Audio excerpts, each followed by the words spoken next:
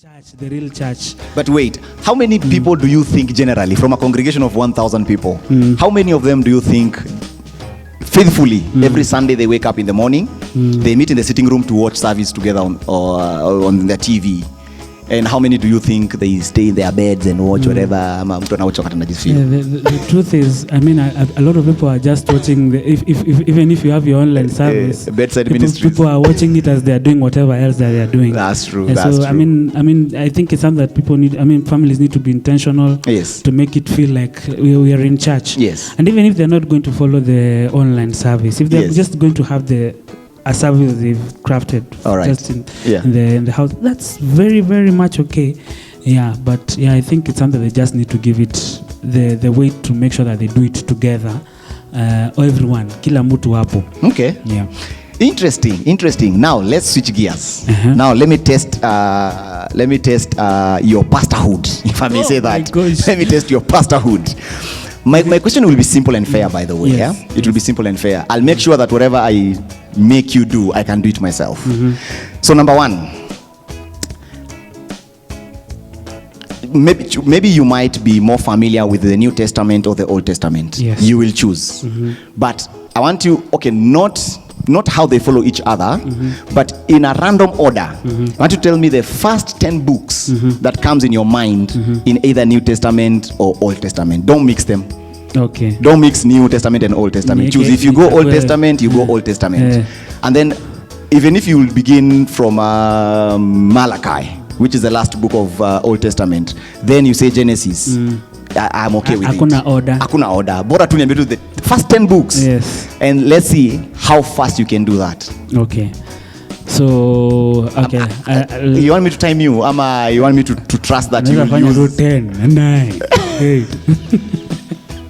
Okay, let's see how fast you can do it. Okay, I won't time you, just to be fair, but let me hear how fast you can be. So, New Testament. Yes, okay, New Testament. All right, we understand. What to Baptists? Can see you've transitioned from...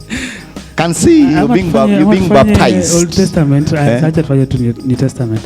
Matthew, Mark, Luke, John, Acts, Romans, 1 Corinthians, 2 Corinthians, Galatians, Ephesians, Philippians, Colossians, 1 Thessalonians, 2 Thessalonians. I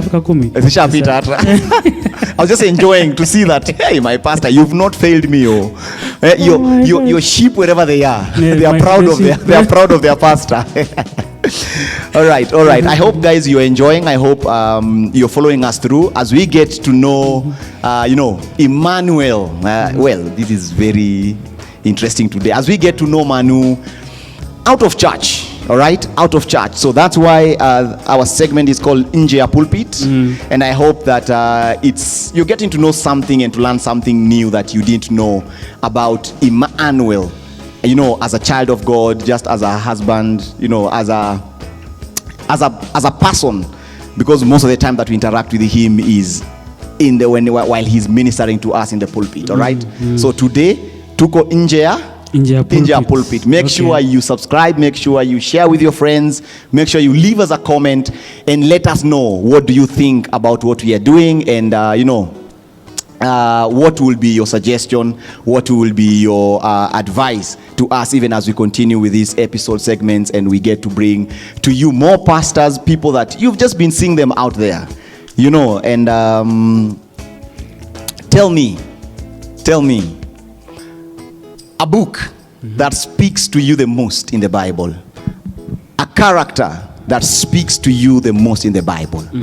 I want you to take probably the next 2 to 3 minutes and just speak to us, motivate us.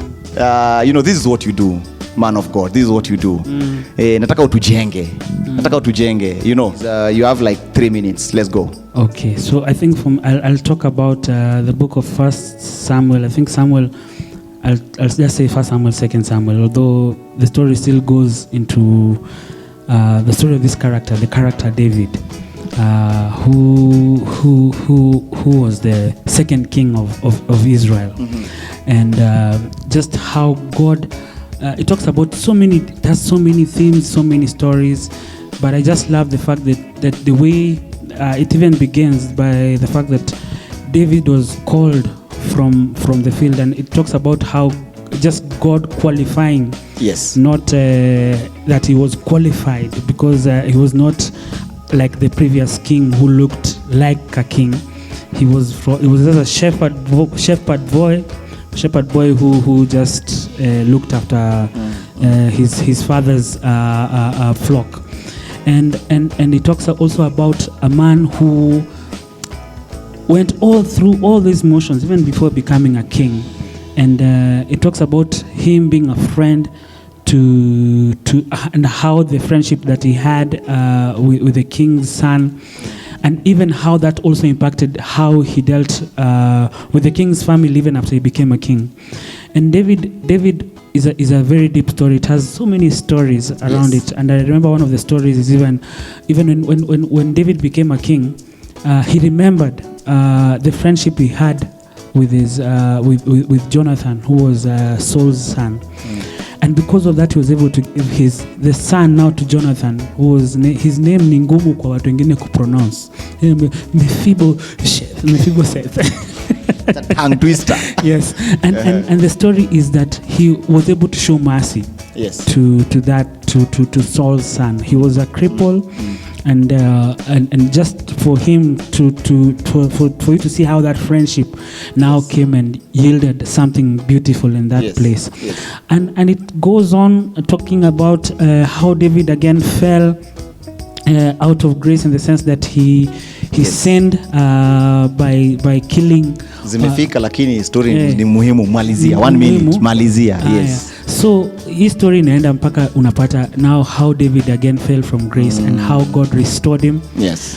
And falling into sin when he took Bathsheba as his wife. Yes. But the end story of it all, how when now David was on his deathbed, yes, even as much as there were wrangles with the sons, but the end story for David was a good one. That at the end of it, he had reconciled in that place his relationship with God. Yes. And that God recognized him, as you learn even in God's word later on, as a man after God's own heart.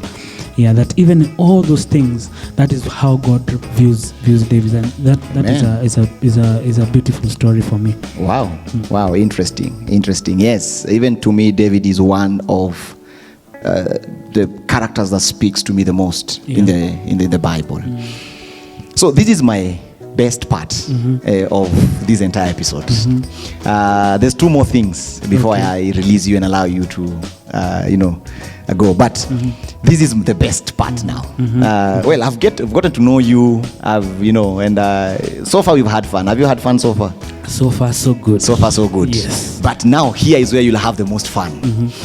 I have some trivia questions that I want you to answer. Okay. I want there are only 3. They're not even more than there are only 3. The first one. Okay. Who asked Pilate for Jesus' body after the crucifixion? That's an easy one. Who asked Pilate? Yes. For Jesus' body after the crucifixion. Well, was it Joseph? Are you asking me or telling me? It was Joseph. It was Joseph. Yes, Joseph. There's a guy called Joseph. Yes. Okay. All right. You've gotten it right. It was Joseph.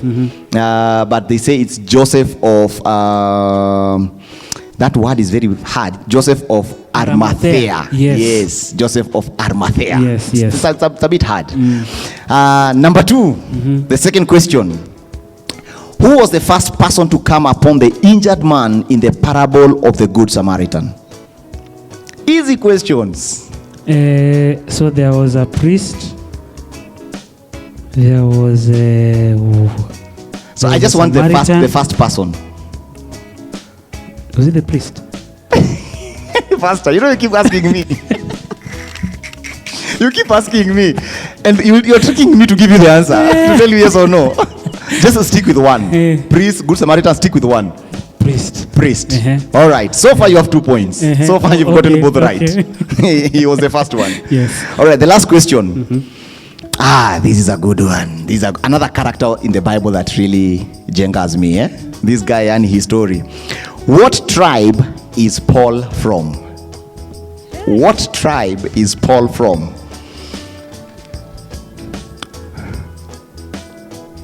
I don't know. I can't remember. Okay. Do you remember the tribes of Yes, Israel? Of Israel, yes. Okay. Uh-huh. Okay. So Which ones do you remember? I know there were Levites. There were the Dan. Once you get to the one, I'll tell you it's the one. Levites, Dan. Jesus is from the tribe of Judah. Let's keep going. We're almost there. We're almost there. Naphtali.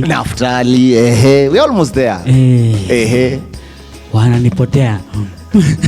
Tuendelee. Nasi Dan. There's no you already say Dan. Okay, There's no tribe called Joseph. But yeah, from yeah. Joseph, they came, was it 2 tribes or 3?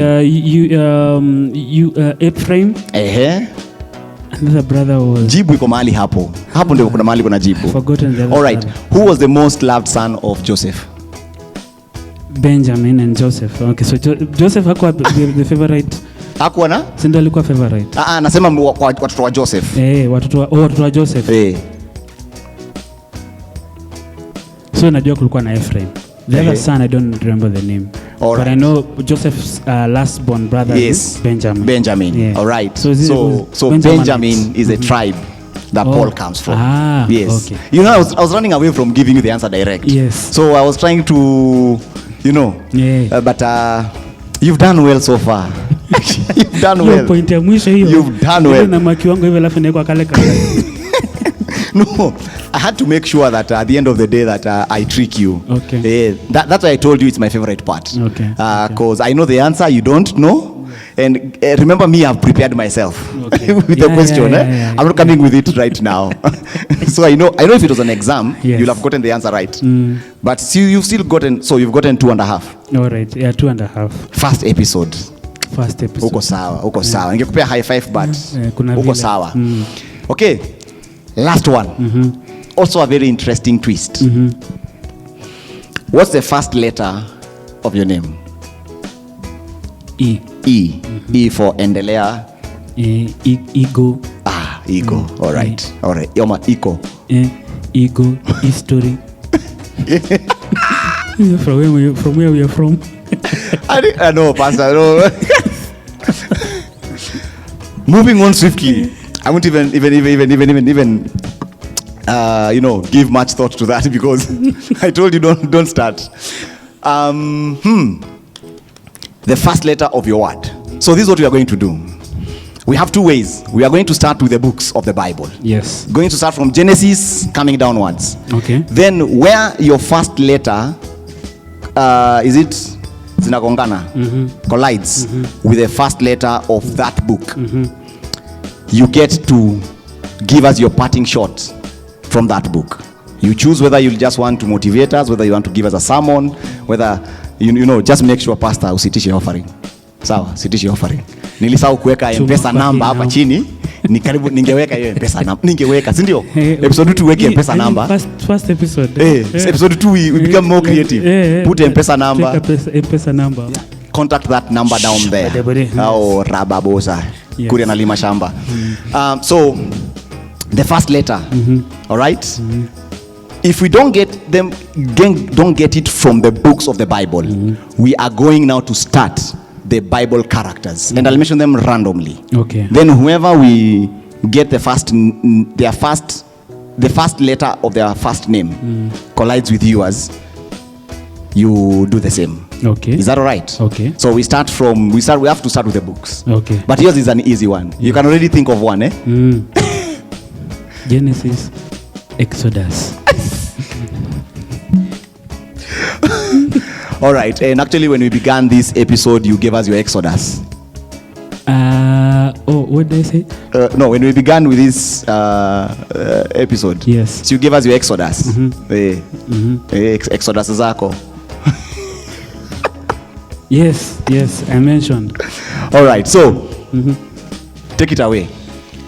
Angalia kamera, watu wa nyumbani waongeleshe, waambie.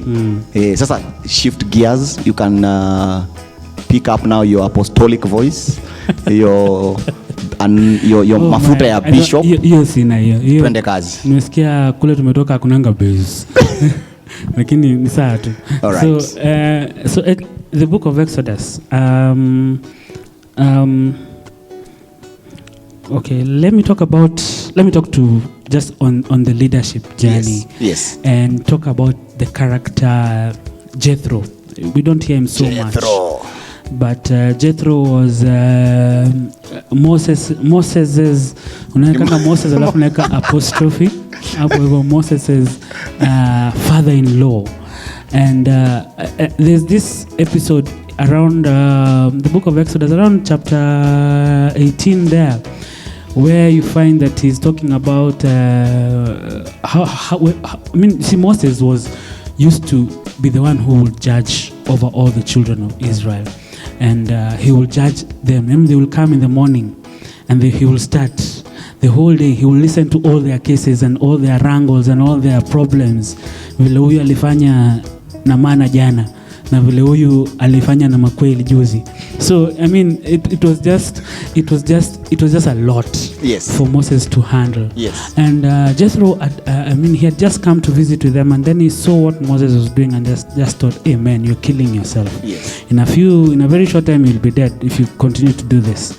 And so Jethro gave him advice, and he sat Moses down, and he gave him counsel and advice, and told him how he needs to look for able people who will be able to counsel, yes, to help him counsel with the people of Israel. There were too many.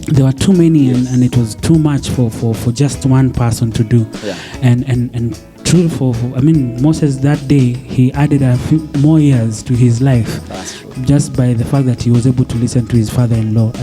Listen to your father-in-law at times. Listen to your father. And as we close this episode, I am 100% sure all of you want to know something that I want to know. I am so sure. This is Nje Ya Pulpit. No judgment. Hakuna lawama. Sindio? Hakuna lawama. So we just want to know, Pastor Emmanuel. Okay, so that you don't trick me. When did you get saved?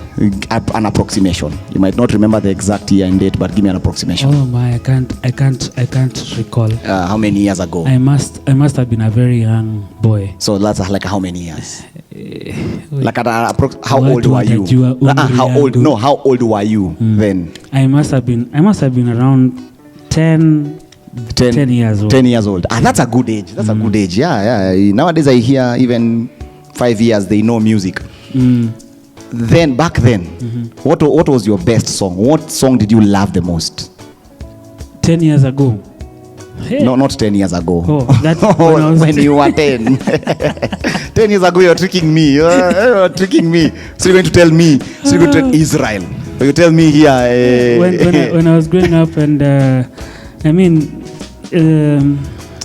don't know. I'm thinking it was a time when Ron Kinoli.